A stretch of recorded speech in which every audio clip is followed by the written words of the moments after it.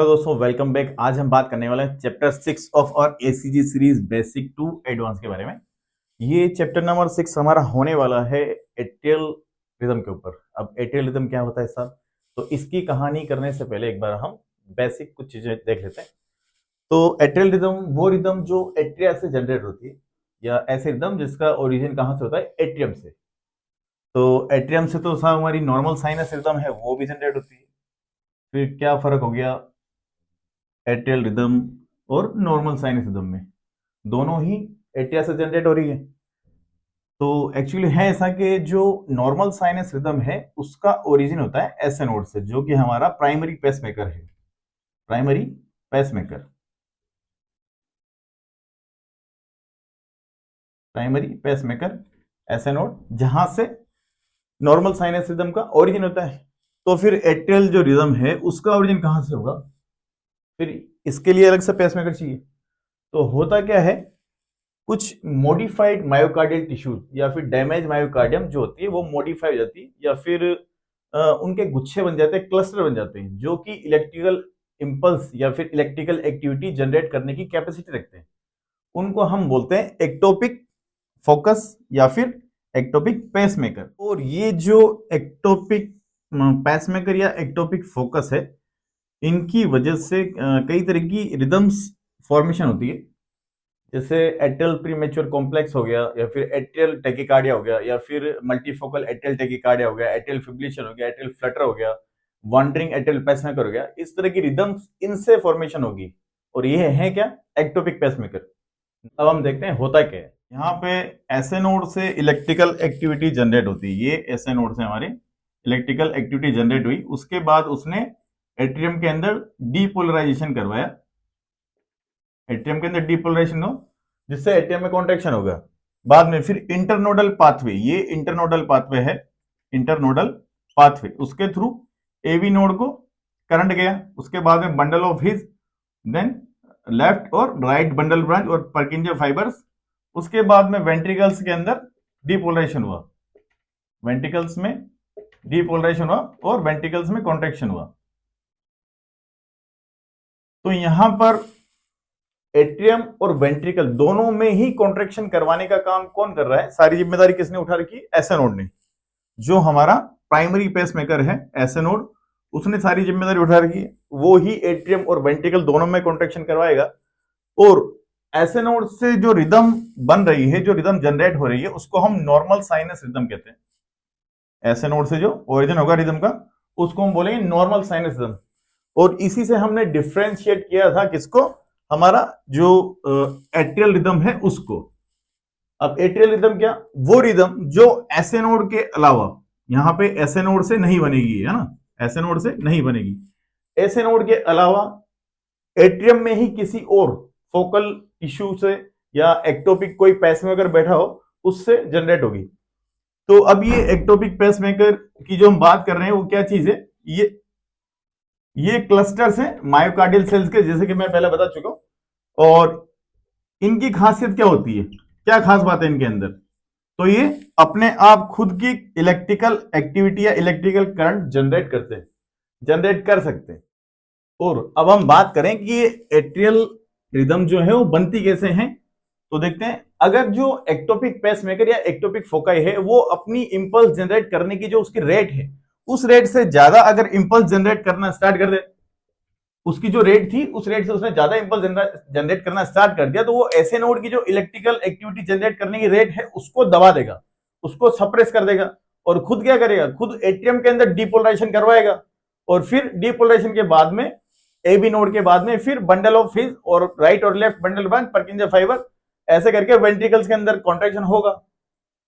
तो इस प्रक्रिया को क्या बोलते हैं? Increase automaticity. तो इसके पीछे वजह क्या हो सकती है? इलेक्ट्रोलाइट इम्बैलेंस, स्पेशली पोटेशियम और मैग्नीशियम की कमी, या फिर इस्चीमिया या मायोकार्डियल इंफार्क्शन। इन कंडीशंस में हमें इंक्रीज ऑटोमेटिसिटी देखने को मिल सकती है। मतलब जो जो उसकी नॉर्मल रेट थी, उस रेट से ज्यादा वो एक्टोपिक पेसमेकर फायर करेगा। अगली बात करें हम ट्रिगर्ड एक्टिविटी। तो और क्या कारण है, किन कारणों से जो ये एक्टोपिक पेसमेकर या एक्टोपिक फोकाई है वो नॉर्मल से ज्यादा इंपल्स जनरेट करेगा, डिजिटल इज टॉक्सिसिटी। या फिर मैं कह दूं कि डाइजोक्सिन जो टैबलेट या इंजेक्शन आता है, जो कार्डिक ड्रग है डाइजोक्सिन, उसकी ओवरडोज जो है उसकी वजह से भी ये अपनी रेट से ज्यादा इंपल्स जनरेट करेगा। या फिर मैं कह दूं कि कैफीन, कैफीन का इसको ट्रिगर करता है। अल्कोहल, अल्कोहल भी इसको ट्रिगर करता है। इलेक्ट्रोलाइट इम्बैलेंस, जैसा कि ऊपर बोला हमने, कैल्शियम सॉरी पोटेशियम और मैग्नीशियम की कमी। इसके अलावा इंजर्ड मायोकार्डियल सेल्स। अब इंजर्ड मायोकार्डियल सेल्स किस कंडीशन में, या तो इस्चीमिया या फिर इस्चीमिया या फिर एमआई कंडीशन में, एमआई कंडीशन में जो मायोकार्डियम होगी वो इंजर्ड हो जाएगी, और इंजर्ड मायोकार्डियम सेल भी क्या करेगी, ट्रिगर करेगी। और अब मैं बात करूं तीसरे कारण की, तो तीसरा कारण क्या है, re entry pathway. Re entry pathway नाम से ही जैसे पता चल रहा है, री एंट्री मतलब कहीं पे वापस से एंट्री हो रही है और पाथवे बन रहा है, वापस से एंट्री होके पाथवे बन रहा है। तो हो गया क्या, जो ये हमारा एक्टोपिक पेसमेकर है, यहां से इलेक्ट्रिकल एक्टिविटी जनरेट हुई और पूरे एट्रियम में फैली और उससे एट्रियम में डिपोलराइजेशन हुआ। देन वापस से ये इलेक्ट्रिकल जो करंट था वो इस एक्टोपिक पेसमेकर को मिल गया और हो गया इसका सेल्फ एक्टिवेशन। अब सेल्फ एक्टिवेशन होगा तो ये और ज्यादा करंट प्रोड्यूस करेगा, देन और ये करंट प्रोड्यूस करेगा, और ये करंट वापस से फिर वापस से आके इसी को मिलेगा, इसी एक्टोपिक पेसमेकर को मिलेगा, और फिर ये और ज्यादा करंट प्रोड्यूस करेगा।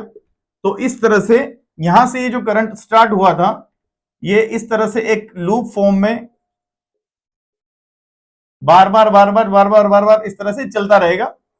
ठीक है, लूप बन जाएगा या एक सर्किट बन जाएगा, इसको बोलते हैं हम री एंट्री पाथवे। बार बार इसकी एंट्री होती रहेगी और एक पाथवे बन गया, एक लूप बन गया, एक सर्किट बन गया, जिसकी वजह से पी वेव का फॉर्मेशन होगा। अब हम बात करें जो बनने वाली पी वेव है, वो एसए नोड से बनने वाली पी वेव और जो एक्टोपिक फोकाई है उससे बनने वाली पी वेव क्या दोनों सेम होती है? तो नहीं, दोनों बिल्कुल भी सेम नहीं होती है। पी वेव जो होती है उसकी मॉर्फोलॉजी कैसी होती है, वो होती है राउंड शेप। जो हमने यहां बना रखी पी वेव जो होती है राउंड शेप। दूसरा सिमेट्रिकल, तो इसके जो दोनों भाग होंगे, फर्स्ट हाफ और एक लास्ट हाफ, दोनों बराबर होंगे, सिमेट्रिकल। तीसरा अपराइट, बनने वाली पी वेव जो होगी वो सीधी होगी। राउंड शेप, सिमेट्रिकल, अपराइट, ये नॉर्मल जो पी वेव है उसकी मॉर्फोलॉजी, जो एसए नोड से जनरेट होने वाली पी वेव है, एसए नोड से जो बनने वाली पी वेव है उसकी मॉर्फोलॉजी। अब मैं बात करूं जो एक्टोपिक फोकाई है या एक्टोपिक जो फोकल रीजन है हमारा, एक्टोपिक पेसमेकर है, उससे बनने वाली पी वेव क्या ये भी ऐसी ही बनेगी, सिमेट्रिकल, नॉर्मल? तो ये ऐसी बिल्कुल नहीं बनेगी, इसकी मॉर्फोलॉजी डिफरेंट डिफरेंट हो सकती है।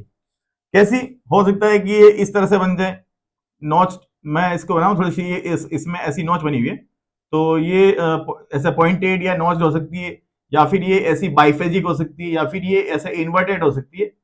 अब बाइफेजिक में ये इसके जो दोनों फेज हैं ऐसे और ऐसे बनाए मैंने यहाँ पे, तो ये ऐसे भी हो सकते हैं, क्योंकि डिफरेंट डिफरेंट टाइप की मॉर्फोलॉजी देखने को मिलेगी हमें यहाँ पे पीवेव की, डिफरेंट डिफरेंट टाइप की मॉर्फोलॉजी। अब मैं जो इन्वर्टेड पीवेव की बात कर रहा हूं, तो इन्वर्टेड पीवेव किस कंडीशन में बन रही है, उल्टी पीवेव। उल्टी पीवेव बनने के पीछे लॉजिक क्या है, तो लॉजिक एक बार देख लेते हैं, उल्टी पीवेव जो है उसके पीछे क्या लॉजिक है।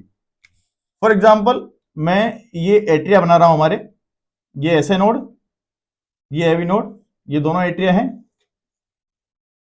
ये इंटरनोडल पाथवे। हम मान लेते हैं कि हमारा जो एक्टोपिक जो पेसमेकर है, एक्टोपिक फोकाई है, वो इस जगह पे बैठा हुआ है या इस जगह पे है। अब इस एक्टोपिक फोकाई को अपनी इलेक्ट्रिकल एक्टिविटी, अब इस एक्टोपिक फोकाई को अपनी electrical activity, electrical impulse generate करने के लिए किसको दबाना पड़ेगा, एसए नोड को, एसए नोड की इलेक्ट्रिकल एक्टिविटी को दबाना पड़ेगा। तो ये फायरिंग करेगा इस डायरेक्शन में, क्यों, क्योंकि इसको एसए नोड की इलेक्ट्रिकल एक्टिविटी को दबाना है, तो इस डायरेक्शन में फायरिंग करेगा ये। और हार्ट की जो इलेक्ट्रिकल एक्टिविटी है नॉर्मल, वो इस डायरेक्शन में होती है, तो ये इस नॉर्मल इलेक्ट्रिकल एक्टिविटी या नॉर्मल इलेक्ट्रिकल करंट की डायरेक्शन के जस्ट अपोजिट फायरिंग कर रहा है ये वाला एक्टोपिक फोकाई। तो इस कंडीशन में बनने वाली जो पी वेव है वो उल्टी बनेगी, इसको हम इन्वर्टेड पी वेव बोलेंगे, इन्वर्टेड पी वेव। ये जो पी वेव होगी वो इन्वर्टेड होगी। अब हम वापस आ जाता है वहीं पे जहां से हमने ये चैप्टर स्टार्ट किया था, हमारा चैप्टर नंबर 6, क्या, एट्रियल रिदम। एट्रियल रिदम से स्टार्ट किया था, फिर उसी के बारे में इतनी सारी कहानी हो गई, वापस से घूम के वहीं पे आ गए। अब एट्रियल रिदम जो है उसके types, PAC premature atrial complex, दूसरा एट्रियल टेकिकार्डिया, तीसरा वांडरिंग एट्रियल पेसमेकर, चौथा एमएटी मल्टीफोकल एट्रियल टेकिकार्डिया, पांचवा एट्रियल फिब्रिलेशन और एट्रियल फ्लटर। आज हम बात करेंगे PAC pre mature atrial complex के बारे में। ये क्या होता है साहब? तो पीएसी के अंदर होता क्या है, ये हमने बना दिया यहाँ पे एक्टोपिक फोकस या एक्टोपिक पेसमेकर। ये क्या करेगा, जो एसए नोड है हमारा, उस एसए नोड की जो एक्टिविटी है, इलेक्ट्रिकल इंपल्स फायरिंग करने की, जनरेट करने की जो कैपेसिटी है, और जो वो उसकी एक्टिविटी है, नॉर्मल एक्टिविटी, उसको क्या करेगा, इंटरप्ट करेगा, उसमें रुकावट डालेगा, बाधा डालेगा, उसको काम करने से रोकेगा।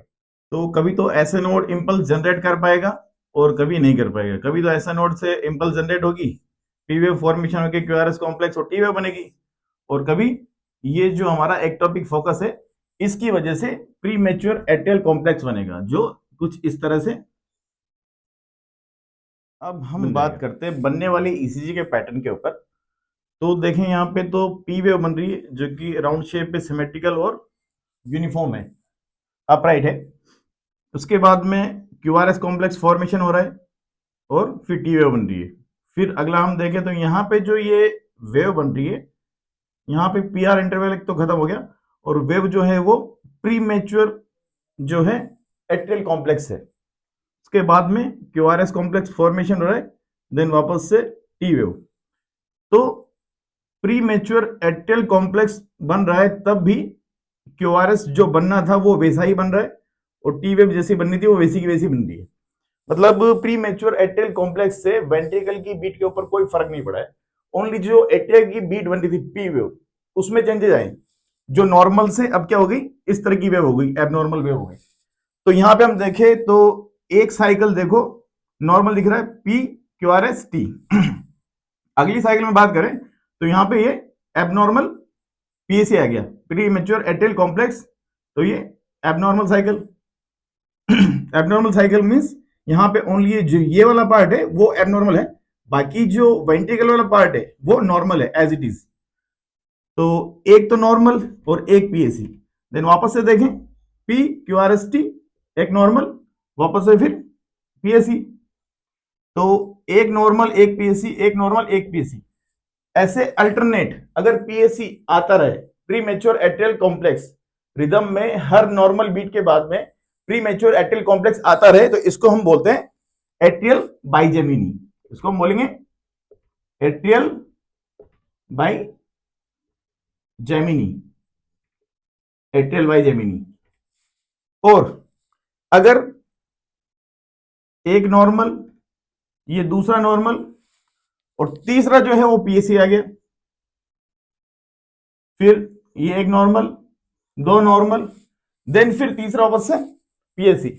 अगर यहां तो क्या हो रहा था, हर दूसरा जो है यहां तो क्या हो रहा था, हर दूसरी वेव पीएसी थी, प्री मैच्योर एट्रियल कॉम्प्लेक्स। और यहां पे क्या हो रहा है, दो नॉर्मल बनने के बाद में एक पीएसी बन रहा है, तो इसको हम बोलेंगे दो नॉर्मल के बाद में अगर एक पीएसी बनता है, दो नॉर्मल के बाद में एक पीएसी बनता है, तो इसको हम बोलेंगे एट्रियल ट्राइजेमिनी। तीसरा हम इसी का पैटर्न देखें, यहां पे देखें तो ये नॉर्मल, अगेन ये नॉर्मल, अगेन ये नॉर्मल।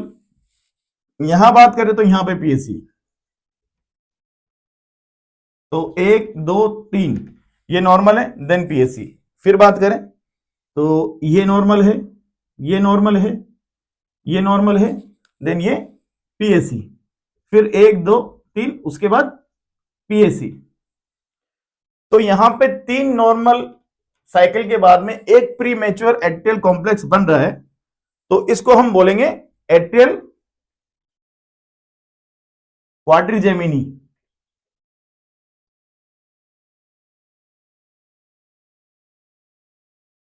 इसको हम इन तीनों को, जो एट्रियल बाइजेमिनी, एट्रियल ट्राइजेमिनी और एट्रियल क्वाड्रिजेमिनी है, इनको कुछ एग्जाम्पल की मदद से हम सॉल्व करके देखते हैं।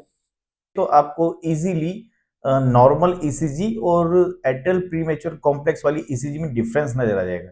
जैसे ही प्रीमेच्योर कॉम्प्लेक्स बन रहा है ईसीजी में, उसके बाद में क्या हो रहा है, एक पोज आ रहा है। चाहे हम एटेल बाइजेमिनी वाली ईसीजी देखें या एटेल ट्राइजेमिनी वाली ईसीजी देखें या क्वाड्रिजेमिनी वाली, सब ईसीजी में हमें जब एटेल प्रीमेच्योर कॉम्प्लेक्स बनेगा या प्रीमेच्योर एटेल कॉम्प्लेक्स बनेगा, पीएसी बनेगा, तो उसके बाद में एक पोज दिखेगा।